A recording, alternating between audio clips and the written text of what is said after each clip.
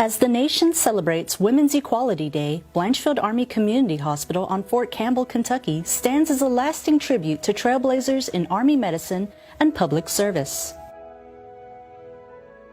Named after Colonel Florence A. Blanchfield, Bach is named for the first woman to receive a permanent commission rank and benefits equal to those accorded male officers commissioned in the U.S. Army.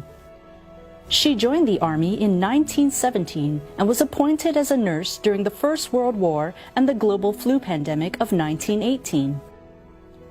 Army life appealed to Blanchfield.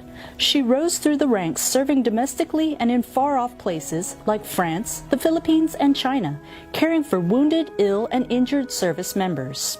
In 1935, Blanchfield was assigned to the office of the Superintendent of the Army Nurse Corps, where she had the opportunity to help shape policy.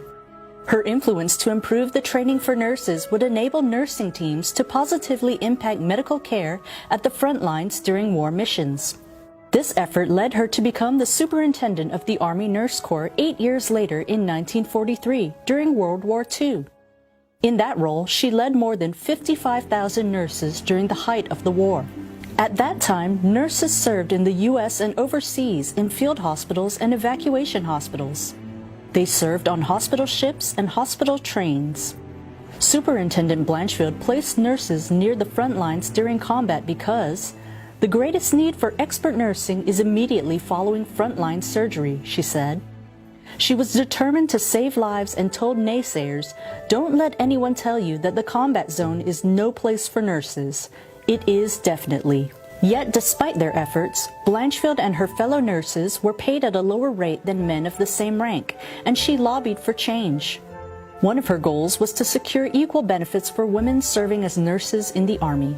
She worked with Congresswoman Frances Payne Bolton in developing the Army-Navy Nurses Act of 1947 and Public Law 36, enacted in 1947, which established the regular Army Nurse Corps with permanent commissioned rank and benefits equal to those accorded male officers.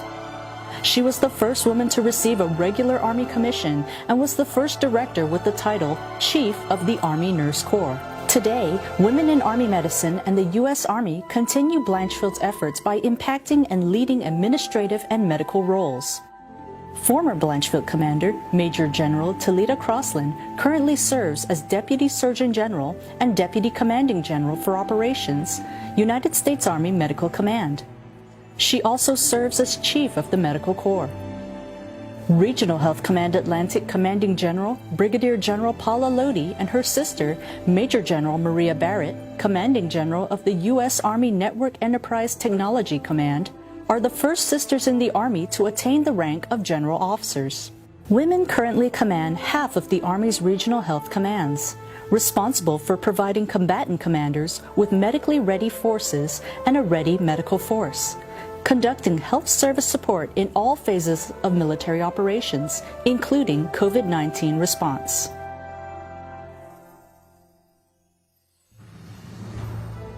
The history of aspirational women in Army medicine continues.